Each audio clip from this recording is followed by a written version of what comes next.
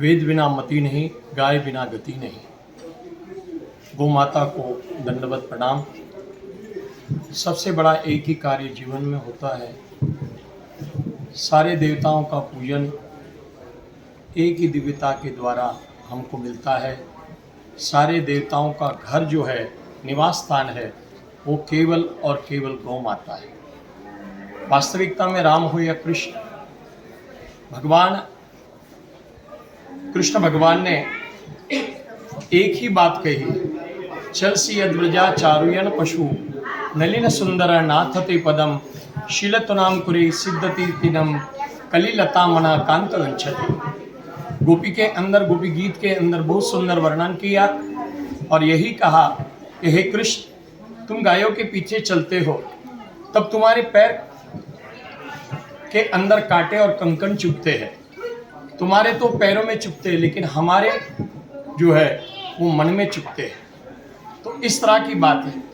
वास्तविकता में हम थोड़ा ध्यान दें, सारे देव देवताओं का पूजन करना बहुत अच्छी बात है, लेकिन उन्हीं के साथ में एक ही इसके अंदर सबका पूजन करे, वो हमारी कामधेनु जो सुरभि है, जो नंदनी है। अलग अलग ग्रंथों के अंदर बहुत इसकी महिमा गाई गई है। बड़ा आनंद होता है कि जो व्यक्ति गौ माता के समीप जाता है, उसके सारे क्लिष्ट और क्लेश दूर करते हैं। इतना ही नहीं कि जब गौ माता के लिए जब चने की दाल और गुड़ रखते हैं और उसको हथली पे से ऊपर से खिलाते हैं, तो निश्चित रूप से हमारी जो हाथ की रेखा है वो भी बदल जाती है। ये विशेष बात है। अगर गौ माता के पीठ के ऊपर से कोई गर्भवती माता हाथ फेरती है तो उसको सिजरिंग करने की भी आवश्यकता नहीं है। दूसरी बात, शरीर के अंदर बीपी बढ़ जाता है तो बीपी को भी नॉर्मल करने का काम यथा योग्य ये गौ माता करती है। ये अनेक प्रकार के औषधियों का, दिव्यता का ये स्वरूप, और धन्य है वो व्यक्ति जो आज गौ माता की सेवा करते हैं। सेवा स्वरूप के द्वारा उनके जीवन का एक उत्साह और आनंद अलग तरह से बढ़ता है। यही भाव है। पूरे राष्ट्र में हम यही विचार कर रहे हैं। सारे साधु संतों ने, सब गौ सेवकों ने एक विचार किया है कि इसको राज्य माता का दर्जा तो मिला है, राष्ट्र माता का दर्जा जल्द से जल्द मिले और इस भारत भूमि के ऊपर से गौ हत्या का कलंक जल्दी से दूर हो। क्यों कि जब तक गौ हत्या होते रहेगी, यहाँ पर सब दुखी रहेंगे। आज हम देखते हैं कई साधु संत रो रो कर कह रहे हैं कि गायों को बचाओ। वास्तविकता में और शासन और प्रशासन सबसे यही विनंती है कि आप इसकी ओर विशेष करके ध्यान दें और इसकी रक्षा के लिए ये आगे है। यही भाव है।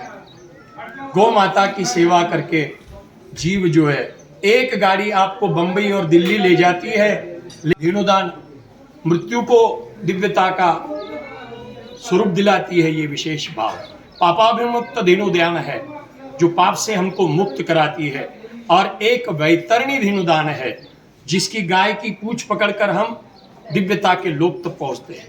हर व्यक्ति को चाहिए कि पहली रोटी जो है, रोटी का अर्थ ये नहीं है कि केवल रोटी ही। व्यापार में अगर बैठे हैं तो कुछ ना कुछ अंश हम रोज निकाले उस गौ माता के हरे चारे के लिए, कोई भी व्यवस्था, और इस तरह से निश्चित रूप के द्वारा सेवा हो।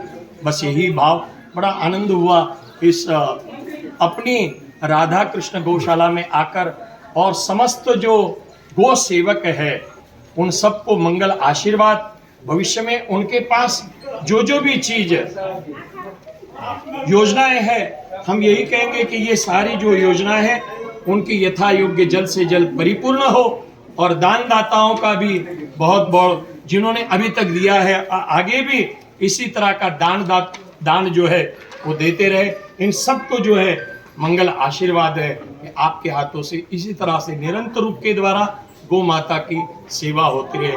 जय गौ माता, जय गौ माता।